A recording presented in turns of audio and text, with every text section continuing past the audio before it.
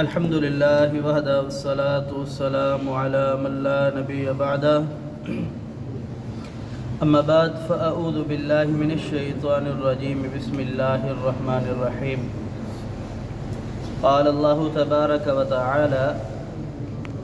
قل هل أنبئكم بشر من ذلك لمثوبة عند الله من لعنه الله وغضب عليه وجعل منهم القردة والخنازير وعبد الطاغوت أولئك شر مكانا وأضل عن سواء السبيل قل کہہ دیجئے اے نبی حل کیا انبئکم میں آپ کو بتلاؤں آپ کو خبر دوں بشر من ذالک اس سے بھی زیادہ شریر لوگ برے لوگ لمثوبتم عند اللہ اللہ رب العالمین کے نزدیک جن کا برا ٹھکانہ ہے من لعنہ اللہ جن لوگوں پر اللہ رب العالمین نے لعنت کی ہے وغضب علیہ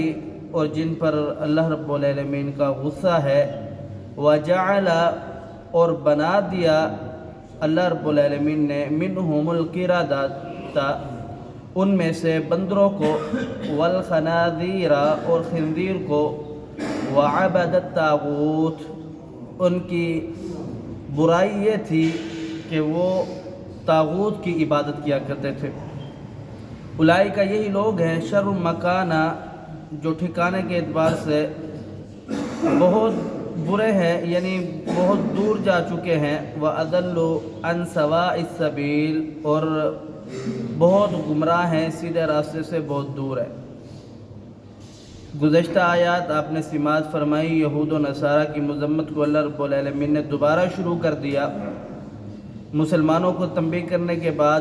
یہود و نصارہ کی طرف رخ موڑا اب یہ اسی سلسلے کی ایک کڑی ہے یہاں پر اللہ رب العالمین بیان فرما رہے ہیں کہ اے نبی آپ ان سے کہہ دیں کہ میں آپ کو بتلاؤں کو جو اللہ رب العالمین کے نزدیک بدترین لوگ ہیں شریر لوگ ہیں شریر کیوں ہیں کہ وہ اللہ رب العالمین نے ان کی کچھ صفات اور کچھ نشانیاں بتلائی ہیں کہ ان سبب کی وجہ سے وہ اللہ کے نزدیک شریر ہے بدترین ہے وہ کیا ہے کہ جن پر اللہ رب العالمین لعنت کرے یہ دنیا کے اندر بدترین لوگ ہوتے ہیں جن پر اللہ کی لعنت ہو اور پھر جن پر اللہ کا غضب یعنی عذاب نازل ہوا ہو وہ بھی بدترین لوگ ہیں اور پھر ایسے لوگ جو اپنے آپ کو یہ سمجھیں کہ ہدایت اب ان کے پاس آئے ہی نہ وہ ہدایت کو تسلیم کرنے کی صلاحیت ہی جن کے اندر ختم ہو جائے یہ سب سے بدترین لوگ ہیں اور فرمایا کہ چوتھی ان کی نشانی یہ ہے کہ وہ طاغوت کی عبادت کرتے ہیں یعنی اللہ رب العالمین کو چھوڑ کر کے دنیا کے اندر جتنی بھی معبود باطلہ ہے سب کو طاغوت کہا جاتا ہے یعنی طاغوت کی جو عبادت کرے یہ اللہ رب العالمین کے ہاں اس دنیا کے اندر سب سے شریر اور بدترین لوگ ہیں فرمایا کہ یہ یہود و نصارہ کی مذمت بیان کی جا رہی ہے فرمایا یہ پیچھے آپ نے سنا کہ آپ ہم سے کیوں حسد رکھتے ہو کہ ہم اللہ رب العالمین پر ایمان لائیں اس چیز پر ایمان لائیں جو ہم پر نازل کی گئی یعنی قرآن یا اس چیز پر ایمان لائیں جو آپ پر نازل کی گئی یعنی تورات انجیل اور زبور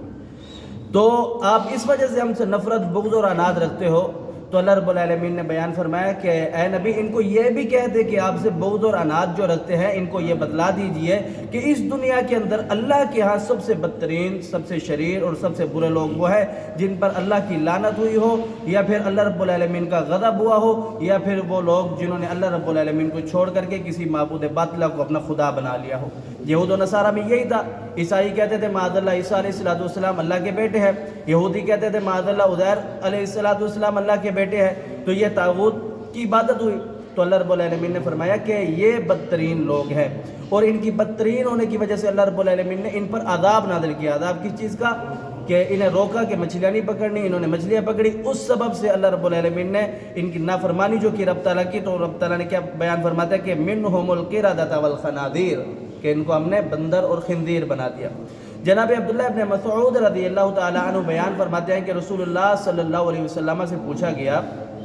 کہ اللہ کے رسول آپ بتلائیے کہ جو آج بندر اور خنزیر ہے سور ہے جو کیا یہ وہی ہیں جن کو اللہ رب العالمین نے سزا دی تھی،